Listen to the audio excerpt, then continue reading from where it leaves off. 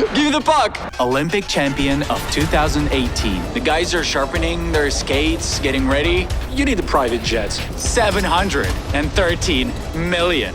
Snoop Dogg, he visited your team once. It's also one of the tallest arenas I've been to. This kind of content is unlikely to ever appear on the channel again. This place is crazy. I mean, look at this. Tragedy after tragedy, creating this overall atmosphere. We have a great opportunity to see the players coming out of the family room. Fun. Everyone's having fun.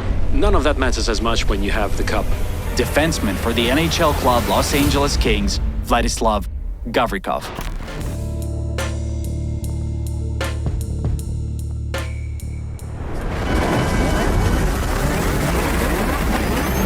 Ladies and gentlemen, what a beautiful sunny day we have today. And right now, we are in El Segundo, a suburb of Los Angeles.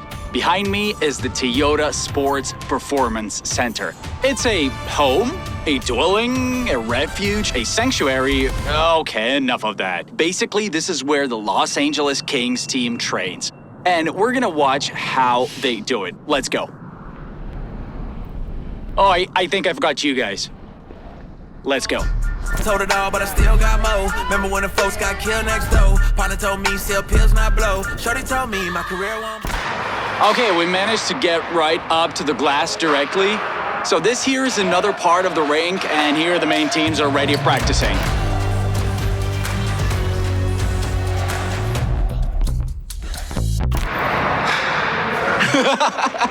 Give me the puck! Give me the puck! Throw it! Got it. Ah, look at that. Thank you! Girls, this is for you. Thank you. Well, we're kind guys, right? One's enough for us. And the girls looked happy. Olympic champion of 2018 in 2019 set a KHL record still unbroken to this day by finishing the season with a +48 plus-minus rating. Defenseman for the NHL club Los Angeles Kings, Vladislav Gavrikov.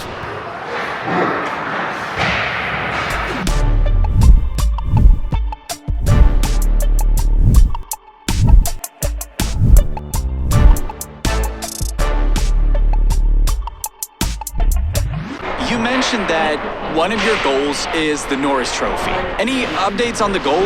Because first of all, you're playing more and getting more opportunities. And one of the important factors is that your partner now is Drew Doughty, who has already won the Norris Trophy. And maybe you noticed some things in his game and thought, oh, I didn't know or see this before. And perhaps now you're a bit closer to achieving this goal of yours. I've gotten closer to that goal, but other guys have gotten even closer. Guys like Makar and Hughes. You know, if they ever create a separate Norris Trophy just for the defenseman, I'd be running in there for sure. But as for Hughes and Makar are doing right now, it's some absolutely exceptional level. Of course, they've got insane skating and stick handling skills. They're like fourth forwards all the time. They've got tons of points too. Competing with those guys is going to be really tough. All right, we're heading to the locker room. By the way, it's pretty nice here for a training locker room.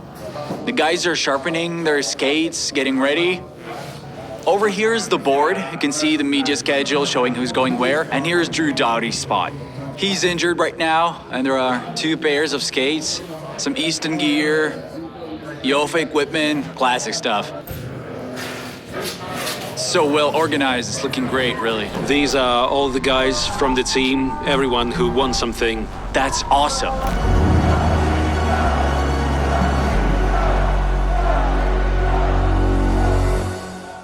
By the way, I've heard that the Kings really don't spare any expenses, like for anything related to hockey or the players. For example, I even know of a story where one guy went to Canada to get his visa and they supposedly got him a penthouse or something like that. I heard that story. He told me himself. He said there were no rooms available, so they gave me a suite. Yeah.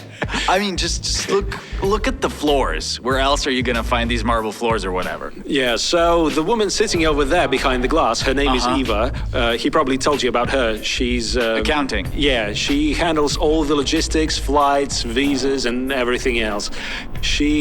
When she were traded here, she phoned me. Here's how it happened.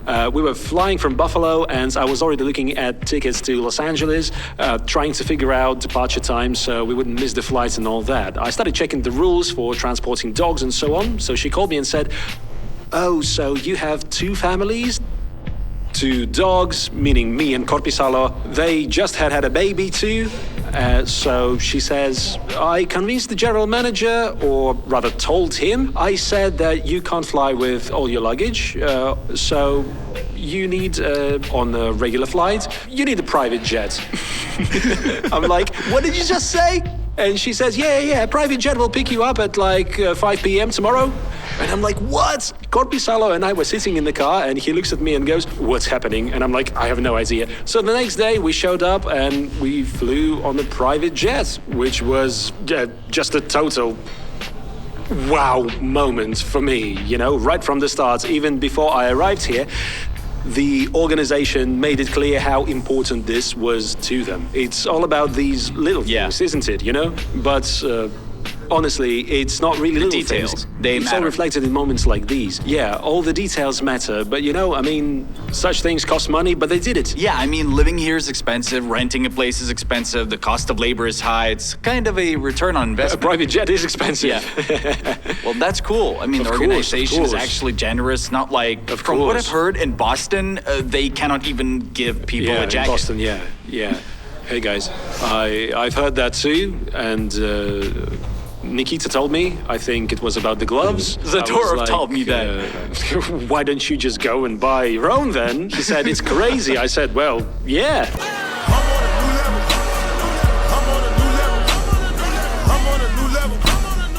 Your coaching staff trains with you, right? The defense coach, DJ Smith, I asked him, and he said, if needed, I can step away. I said, no need, it's fine. So do the coaches also work out and motivate you by setting an example? Well, you know, look at him. He needs to. If he loves to Yeah, eat, there he he's going to goes. train. Yeah, he needs to. These cups have flavors marked according to their colors. Which one's your favorite?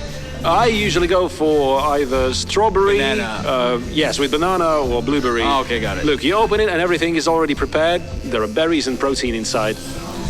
Right at the bottom. Yeah. You just pick it and toss it into the shaker or blender. Oh, boy, I mean, look at this. I mean, how cool is that? What? It's just, honestly, What? Oh, this one. it's crazy.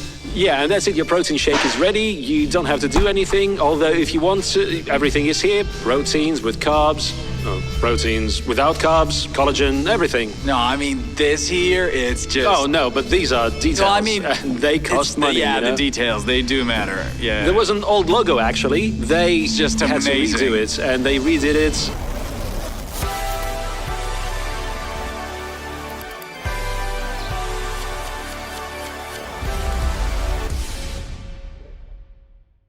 The new logo looks like this. And look at this sink, huh? This actually is convenient. You can make all your Sick. drinks here, wipe it down, and that's it. This is just insane. Here are also all the vitamins that we need. Please tell me that I can't, that I won't, that I fail, that I'll never make it out, yeah. Behind me is the Crypto.com or Crypto.com Arena. This is a large multi-purpose complex where not only the Los Angeles Kings hockey team plays, but also the Los Angeles Lakers basketball team. Today, the Kings will face off against Detroit in a battle to see, well, who's better. But I mean, you gotta understand, Crypto.com, I mean, this arena was previously known as the Staples Center, and it was built in 1999. And as I mentioned in the episode about Colorado, Los Angeles has one of the oldest arenas. But that's not the key point here. What's important is something else. This arena was built for $375 million. Remember that number. It was here that the Los Angeles Lakers, one of the most, if not the most popular basketball teams, played during their best years. Then in 2021, the rights to a new name were purchased by the website Crypto.com. And you remember how much it cost to build the arena, right? So the naming rights for 20 years cost Crypto.com, drumroll, $713 million. In addition to the Lakers, the arena also hosted the women's basketball team Sparks, the men's Clippers, and of course the hockey team Los Angeles Kings. By the way, the Clippers moved to their new home this year, but more on that later. Tell us about the main highlights of the past 2 years. What's changed? What's new? Because the news doesn't cover everything. Well, it's been a long stretch for us. The main thing was the team change, the city change. I've never had to switch teams mid-season before, so it wasn't stressful for me, but it was an interesting experience when you have to, in say about 12 hours, pack everything and move. And my son was born after we moved as well. That's probably the main thing. Now I have 2 kids, double responsibility, as they say, and half the time. No, but honestly, my son is doing great. Knock on wood, everything's fine.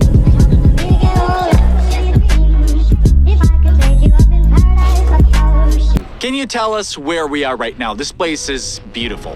This is Manhattan Beach, a small town where we live. Pretty much all the guys live here because our training arena is nearby. So you could say this is the center of our little town, with the broad walk where we take walks almost every day when we have the chance, the opportunity, or on our days off. We take all the kids and stroll along the broad walk. And with this weather, this view, you can't complain. You can walk endlessly here, just chill, relax, and everyone's happy. The sun is shining and everyone is always in a good mood.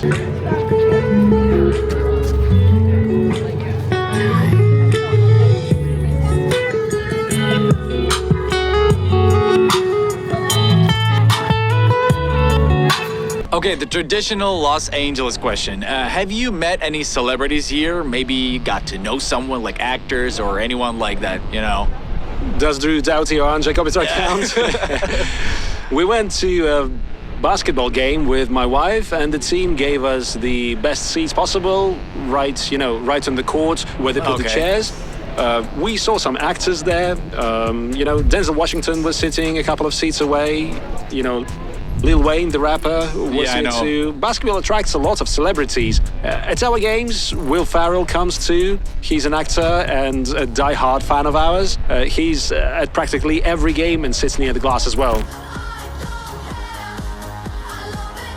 Okay, I get it, but are there any celebrities you'd really like to meet in person?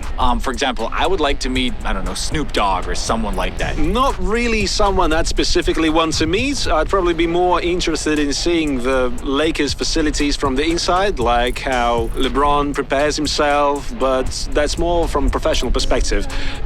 It's fascinating because he plays on such an incredible level. At 39 years of age, he's still kicking, and practically every game he's the best player on the pitch. So it would be really interesting to observe him, but that's just one of the obvious examples, I mentioned Snoop Dogg. He visited your team once, right? I think it was before you joined. Yeah, I wasn't there yet. No doubt. You're gonna bring out 24, Jared 4. Yeah. They even recorded some short clips with him on the Stanley Cup. Are there any cool stories related to this? Like, for example, Snoop Dogg visited us once, and for a week after his favorite pastime, the locker room had a smell lingering. Sometimes during games we notice a smell coming from the ventilation. We're sitting in the locker room after warm-ups, and suddenly we just smell that odor from somewhere. We're like, what's going on? Who? We even think that maybe one of us is smoking. Well, I don't know.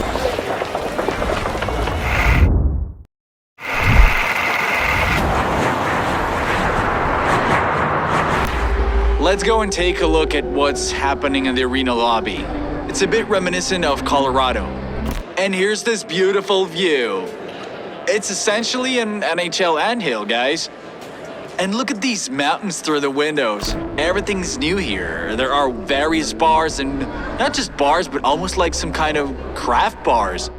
Everything's well kept, everything's clean, and the arena was built in 1999, so it's seen quite a bit. But it's either been very well maintained, or more likely it's undergone a renovation. The Crypto.com arena is multifunctional and quite advanced. For instance, in 2012, the arena hosted 6 games in just 4 days. First, it was set up for hockey. Then, in 6 hours, it was transformed from a hockey rink to a basketball court, hosting 2 games for the Lakers and Clippers. Afterward, it was converted back into a nice rink and hosted the final game for the Kings. To host as many events as this arena does and be able to maintain it in such amazing state, that's something I would call a real feat. I mean, honestly. It's also one of the tallest arenas I've been to. I mean, just look at this. 1, 2, 3, 4, 5. It's probably about 6 stories tall if you look up. It really is a super tall arena, just incredibly tall. And just look at all the Lakers banners. It looks stunning. Everything is so clean. I mean, the seating, the aisles, and also for the first time, I'm seeing these vapor dispensers here. And if you're a vapor, I mean, this may look familiar to you. It's the first time I've seen this, and I don't know how it works, so what's its purpose or how quickly the vapor dissipates, because when you enter the arena, you can see this haze right at the entrance. The Los Angeles Kings players, they definitely have a lot of female fans. I mean, just look around, it's mostly women. There's practically an entire team of girls here. Yeah, there they are. It's all women. It's probably tough for the wives of Los Angeles Kings players to handle that.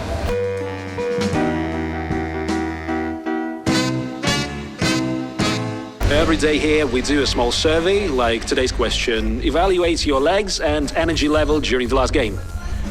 Below average, average, or above average. You weigh yourself and it's displayed here and synchronized. You select an answer and they compile statistics to see how everyone felt. Sometimes there are questions like, how are your groins feeling? Because the ice isn't always great. If, say, 10 people report their groins aren't feeling good, they adjust the training in the gym and add exercises or remove them, adjust weights. They tweak things here and there, to make it better. Speaking of the ice, your arena, Crypto.com, is multifunctional, constantly being set up and torn down. What's the ice quality like? It's soft. That's why I changed my skate sharpening. When I first got here, during the first 4 days, my groin was killing me and I couldn't figure out why. The guys told me, just change your sharpening, everything will be fine. I changed it to less sharp edge and it's been good since. In the morning, since the sun rises and moves this way, the sunlight here is look really... at that, the ceiling opens up, seriously? The side windows, you see, they open up like garage doors. And the ceiling too. That's fresh air. You can always feel this freshness and it's always cool. Fresh air. In the morning it's cool anyway, so you don't even need to turn on the air conditioning. You always have fresh air and sunlight, and when you come here, it makes you want to smile, Yeah. The dumbbells. Oh, wow. Well, as for the gym, I mean, it's basically there's pretty much everything you might need. Yeah, it's... or even a bit more. Even more than even just a bit everything. More, yeah. These here, we always work out using them, like this one. This one is new, they just bought it from Techno Gym. They set the resistance level they want you to use. For example, say, a 5 out of 10 effort, you have to pull this cable and the resistance matches that level. But unlike regular machines, when you are pulling weight both towards you and away from you, here's the system works so that you pull the weight towards you, but on the way back it goes empty without resistance.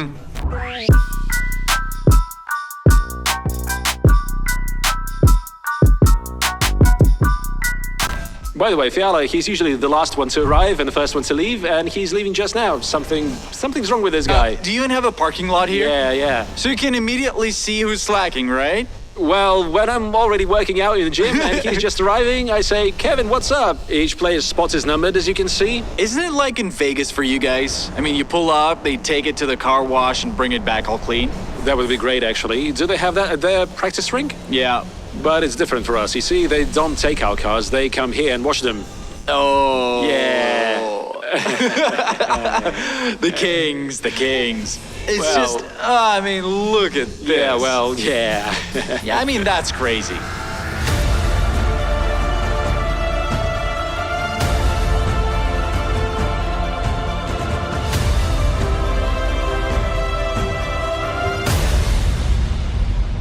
So for those who don't know, all this basketball clubs thing and the wow effect, they were shaped here in Los Angeles, but by a different team, the Lakers. They were the ones who came up with the idea of live screens featuring celebrities, all these VIP boxes, and making basketball something more than just a game. Today we're heading to this amazing arena. This is the new multifunctional arena, Intuit. What's it called, Vladislav? Intuit Dome. Intuit Dome. It was built specifically for the NBA team, the Clippers. There are a lot of unusual rumors about the Clippers. First of all, American businessman Steve Ballmer, ranked 8th in the Forbes list, bought the Clippers for an astounding $2 billion. It's believed he overpaid by 4 times. Then he decided to build his own arena. And he did, also paying $2 billion. They even made a court, right? It can shoot some hoops. A cool arena. Totally. $2 billion, no less. For $2 billion. Well, they should have probably installed at least 2 hoops, you know? So getting into the arena isn't that easy. You need to register in an app and do a few things like game face function. Well, it's relevant enough, I guess. Here, it's used as a kind of fan ID. Is that right, Vlad? So, here's how it works. When you pass through the main entrance, it scans your face. And the people Vlad is talking to have iPads, and your face appears on their iPads. And it recognizes you because you're already registered in the app. Everything here is, well, how can I say, it's very tech-savvy, so to speak. You walk in, buy food or drinks, and that's it. If your card is linked, it automatically charges your card afterwards. No cashiers, nobody. You just go in, grab what you want and leave. We have the same system at Crypto, but there you scan your card before entering. After that, cameras track what you take and the charges are applied to your account.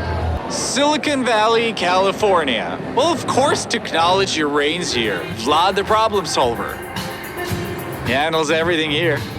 Look at this, everything's just so techy. Every door, you look at this and it opens, right? If you know. If it recognizes your face, then it opens, right? Yeah, if not, then it doesn't. Well, let's test it. Will it let you through or not? Oh! Yeah, this one might be off. Show power, I have no idea what it means. Oh, look, the players. This kind of content is unlikely to ever appear on the channel again. I mean... Another 425 out there. Whoa! This place is crazy. I mean, look at this. This thing around me is the media cube. Okay, these guys are the opposing team. Utah Jazz. They don't like you here, guys. They don't like you. Just look at this media cube. This here is one big scoreboard. This section, and it keeps going. This is incredible.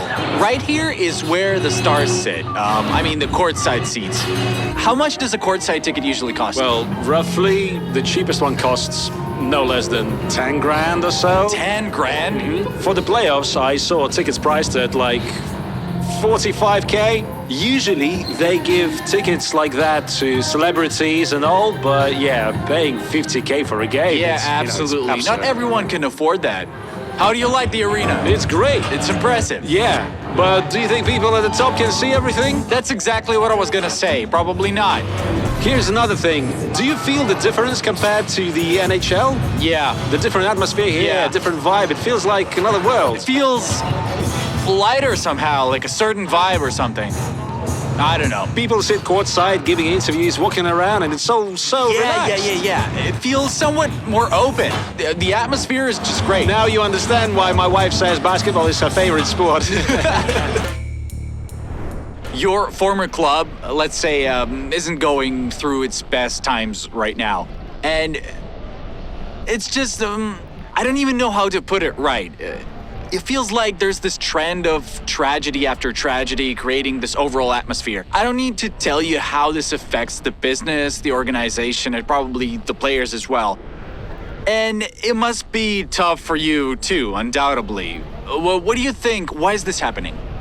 I honestly don't know. I don't even have any thoughts. It's hard to say if it's karma or not, but it's just been a series of misfortunes. I think the management may have missed some points in terms of organizing the team, recruiting players, drafting, and other aspects. They could have done better, but these tragic circumstances in particular make it feel like you can't climb out of it, you know? And the recent story that happened to Johnny is just awful. There are no words, and And for the team, it's a nightmare, a complete nightmare. Johnny and I talked a little bit, one way or another, and his wife is pregnant now. It's going to be their third child in, I think, 2 or 3 years. 3 kids in 4 years. She was pregnant at the time of his death. At the time, yes. I think it was her 10th week of pregnancy, no more than that. If you think about it, it's just terrible, absolutely awful. As for the organization, like I said, I think the management made some wrong decisions. Overall, things just aren't going well for them right now. What were you doing when you found out about Johnny's death? How did it happen? Can you recall? I was feeding my baby at night.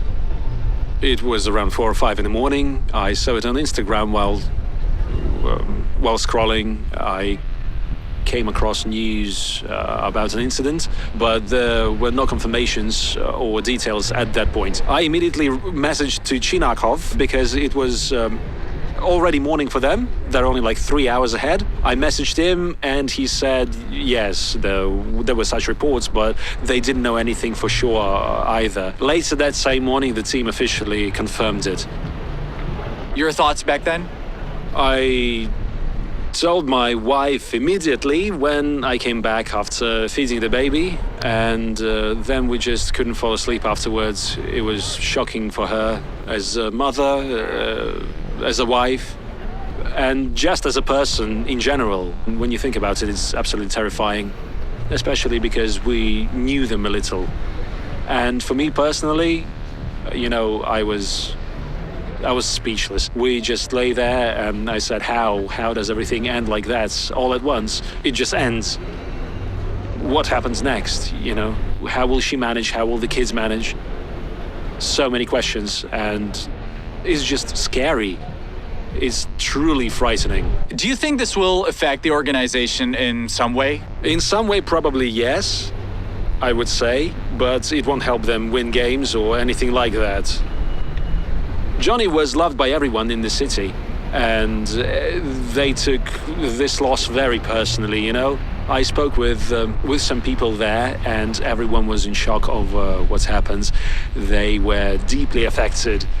I don't know how it could help the organization. It certainly won't help, especially with a player like him. They had big plans for him, signed him to a long-term contract. They managed to bring him to Columbus, which was a huge deal for the city. Earlier, you mentioned karma, but karma is when something you've done comes back to you, whether good or bad, whatever. What would karma be in the case of Columbus? Where do you think they might have misstepped or done something wrong? I think it all stems from the leadership and the decisions they made, how they treated people. That's probably what I would say. From everything I saw, there were more negatives than positives. That's how I'd sum it up, you know, like broadly, so to say.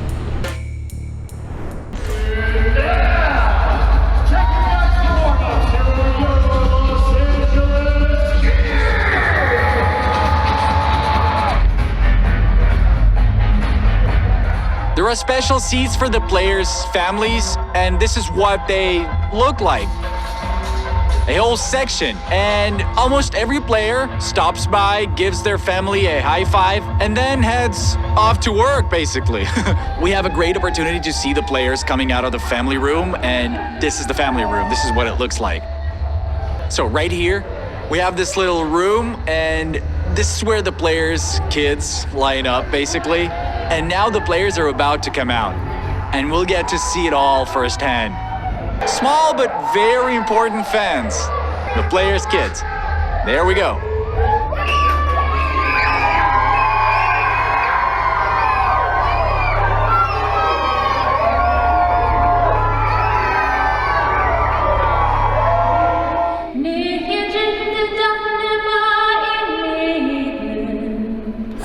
This is what the arena looks like from the top floor.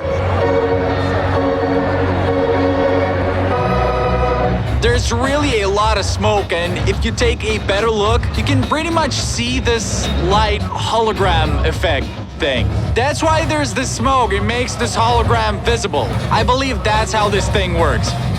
This is what I was talking about. Look at this hologram. This is why the smoke was needed. In this format, it looks really cool. Without the smoke, you wouldn't see it at all, trust me. One of the interesting quirks of games in Los Angeles is that fans can't always make it to the arena on time because of traffic. Remember, this is the city of cars and long distances. Unfortunately, not every fan can arrive for the start of the game. And in the first period, you might see half-empty stands. But by the second or third periods, the crowd fills in. There's a lead pass to Frank Kempe. Scores!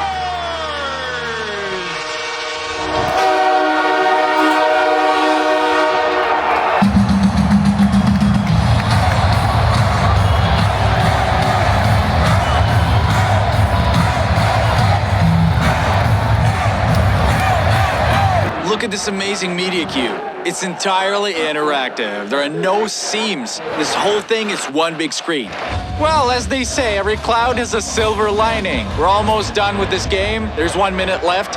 Los Angeles pulled their goalie and got a little carried away, trying to score because everything was going so smoothly. I was even thinking, this is the first time I come to a game and everything's going perfectly for the hero of the episode. It's 3-0, a shutout. Oh, and Vlad even made an assist today, although he missed an empty net shot during that shift when they got carried away.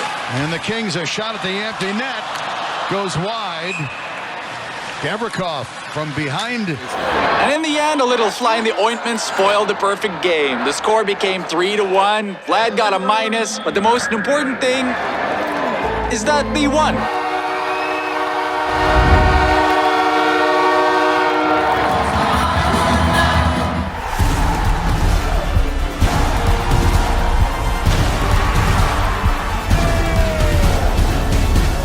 So here we are entering the locker room.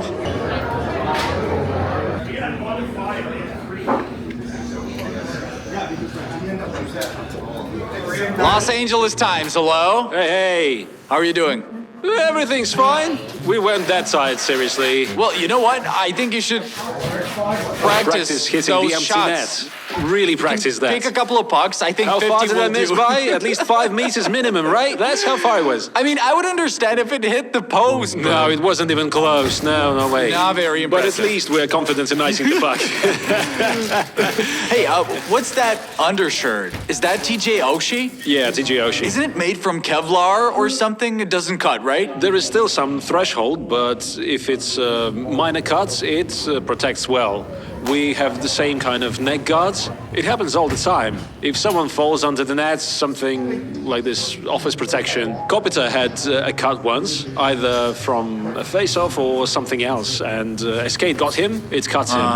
Look, tendons and everything are very close here. If it's a deep cut, you might not even be able to hold the stick properly anymore. Oh, really? Yeah. Come on, man, let's go, come on. Such an idiot, honestly.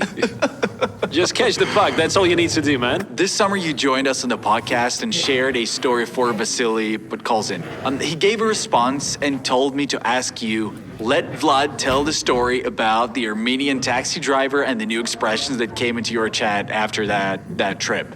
Yeah, we were with a taxi driver this summer. He was a guest of ours. And as soon as we got in, he started telling us stories. He found out that we were Russians and said, "Oh, you're Russians, really?" Yeah. He started sharing stories about his life in America. He said he'd moved here a long time ago, so he's driving, telling his story, and then he puts his hands on the seat and says, "Well, guys, this is America. This is America." And we were like, what was that? What was that? The best hockey player in the world, McDavid, makes as much as an, average NBA player. There is always talk about money between the leagues, you know, but you have to consider how much the broadcasting rights for our games, the NHL games, are sold for compared to the others. The difference in revenue is insane. People pay the same to watch basketball and hockey live, but the cost of TV rights and broadcasts, NBA rights cost significantly more. As a result, the league gets more, the teams get more, and the players' salaries are higher. What does that mean? It means basketball is more interesting to people watching it on TV compared to ice hockey. Take hockey and baseball, for example. Everyone was following the Dodgers, our local baseball team. Recently, they've won the championship here. Their stadiums hold, 60 to 70,000 people, right? When the Dodgers were playing their final, during one of our games, they were showing the Dodgers game on the scoreboard at our rink. We'd have the puck behind the net, and suddenly the whole stadium was going wild. I looked up, and the Dodgers were hitting a home run. The ball flew across the entire field, and they scored, and the whole crowd stood up, And I thought, I was like, what is going on? But the guys later told me that when it was the Stanley Cup final, baseball was just starting its season, and during one of their games, they were showing how the Kings scored a goal on their screen, and the entire stadium stood up. So that is cool. Getting back to the main point, the popularity of the game matters the most. Kick off the day in the SEC. I'm geeking up, I'm going Johnny. I thought you want pace on the touch me. Flowers say down in my head, bro. I had to go bust on my wrist. I'm tired of running the ring. Told her I'ma go shopping, blow dash on myself. Who's gonna deal with this college thing? I don't even know myself. I bought it, I ain't had no option. I gotta go get fast hair. Put it on, I'm fly to them. Yeah, make sure my jet let it step. I'm in this way like a brother. Walking this bang and I'm cool with the seller. I get to see on my bang and it's too far. And I know what up, so I'ma go far. I got my money and I went far. Rock out the shop, I'ma go hard. Gotta cheat on me and that's to go yard.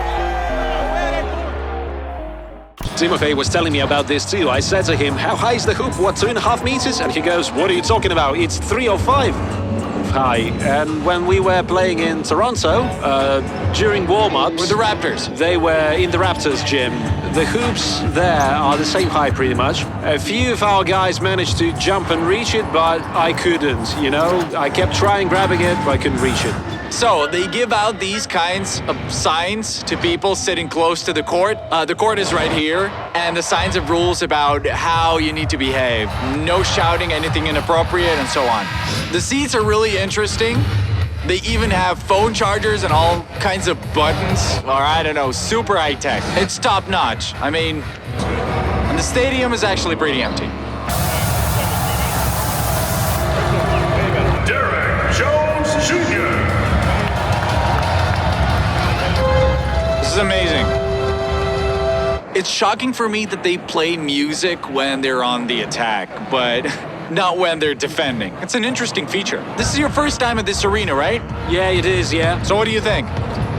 Well, it's cool how they've set up all the screens here. Sitting here feels like watching TV because all the stats and everything you need are displayed if you look up. And you've seen how everything is set up inside. It's new and it's super high tech. What's the right way to describe it? On one hand, it looks like a restaurant, but really, it's just a buffet. I can't describe it. It's beautiful. It's really beautiful. It's just incredible. The way everything is set up here, the tables and the chairs. I was lucky to sit with your mom and meet her and watch the game. And I asked her a question. I said, does Vlad ever show emotions like anger or aggression? Does he ever get fired up? And she said... She said it stayed in his childhood. No, she said, no, he takes after me, not his dad. Our dad is like a matchstick, but Vlad takes after me. Hockey's enough for him to express his emotions, so to speak. And honestly, even when I watched you on the ice, I cannot recall a single moment where you lost it. This isn't meant as criticism or anything. Well, for instance, yesterday during a commercial break, you gave your wife a wink or acknowledged your kids. So you have this way of setting clear boundaries. Like here, I'm playing, and here I can wink at my family, and here I can do something else. That kind of emotional balance requires a lot of maturity and emotional intelligence. You're always calm and smiling and always polite. It's always pleasant to interact with you. I wasn't like this as a kid. I used to pack my bags and leave home. Now my wife and I look at our daughter and realize that she's just like we were at her age, like throwing tantrums, rolling on the floor, screaming, the entire thing. Mira, let's just put the book down. This is your book. I don't know why you just did this. No, well, nowadays, like today, it's not like that at all.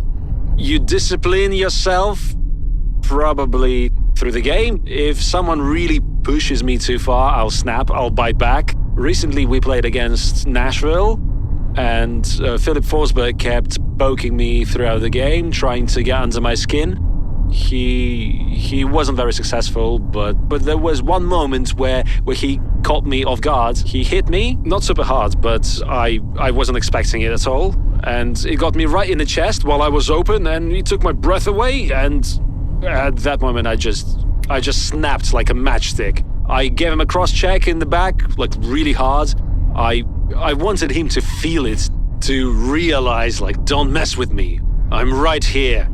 I hit him, and of course I got sent to the penalty box. He skated past me by and like, dude, what the hell? That actually hurt. And I thought to myself, yeah, I know, it was supposed to. But then you sit down in the penalty box for 2 minutes and it feels like an eternity. You are watching your teammates block shots, the very same thing you were doing just 4 shifts ago. And now you're putting them in a tough spot. You sit there thinking like, you know, I'm an idiot. Why did I do that? What for? You gave him a hit. He shrugged it off and moved on. And now he might even score while you're sitting here. And you sit and think like, what's the point? Screw him. Let him keep poking me. You know, just play by the rules and catch him at the right moment. If you want to stop him, do it cleanly. Otherwise, just don't bother. It's the same in life.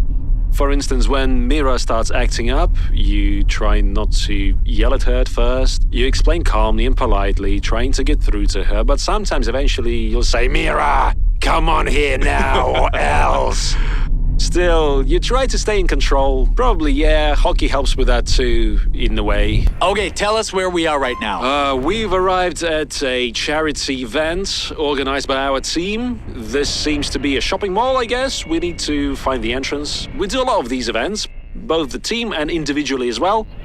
This is one of our annual traditions. We visit different rinks around the city, you know, working with kids, with boys and girls, and with people with disabilities. Once, some of our lads went to a sledge hockey event. I couldn't make it because it was 2 years ago. They played with the sledge hockey players, and they said both challenging and fascinating. For the kids, you can imagine how much this means. It's a great thing to do. Even on a day off, it's no trouble to dedicate a couple of hours to something like that. So, yeah, you know. Well, what's the purpose of all this? It's to promote ice hockey, among other things. Hi, how's it going, guys? Why is there so much emphasis on events like this in the US? It's important to spark interest, not just in kids, but in everyone, really, to get more people involved in ice hockey. Again, it's about promoting the sport, and honestly, it's just great to be able to step onto the ice with the kids and see their smiles. It's just priceless. We don't do this often since we don't have much time, but when we do, it's important to do it wholeheartedly. So it's about promoting the sport and providing support. It's all combined. Well, yeah. They do donate some money, of course. And all of you guys agree to participate? Nobody refuses, of course. Why would they? How's it going? My best friend. How are you? Yeah, good. How are you? I thought you'd go into a different location. Hi. I'm here. Oh, really? What's up, Vladi? Nice to meet you. Sometimes you sit and think, what's the point of signing all these autographs? Why bother? But then these little girls come in, kids who dream of seeing us, and they just live and breathe ice hockey. How could you not sign something for them? Oh, yeah? Water bottles, everything, they're like set. Look at that. It's like customized. So I'm going to introduce the players to you, That's okay? cool. Vladislav Gavrikov is next. He is from Russia. These are Third coffins. year for the Kings. With the Kings in 7 years in the National Hockey League. So, Vlad. Hi, everyone. Hi. How long did it take you to get on a team? Yeah, I started when I was 6 years old. We had probably like 200 kids at the same time on the ice. I couldn't even like skate at that moment, and some kids were like flying.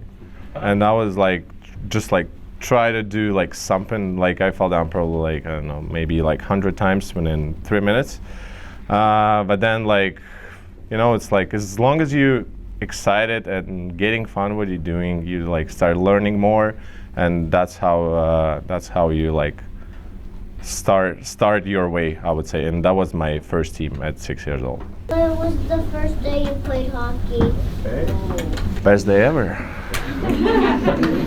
Best day ever, yes. What's your favorite before game snack? Ooh, great question. Yeah.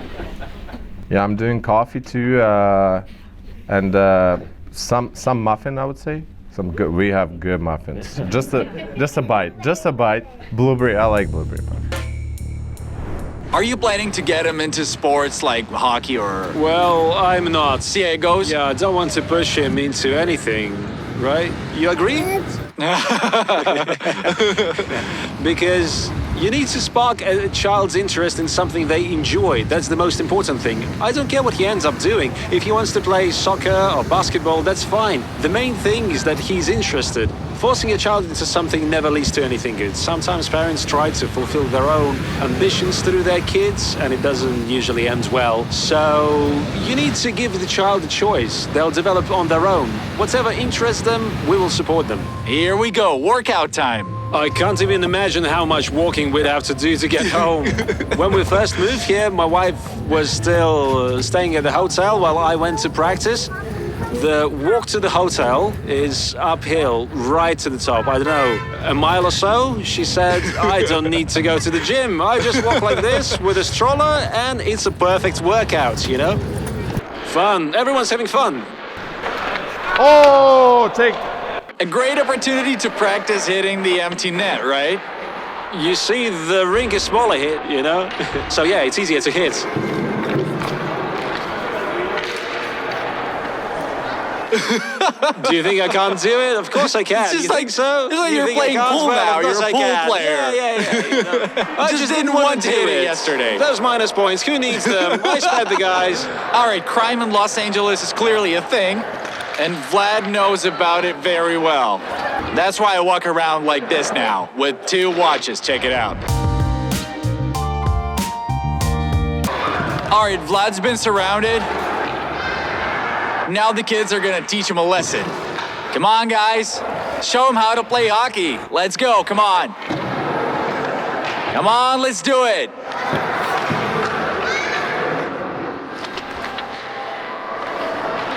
Feels like the ending of yesterday's game.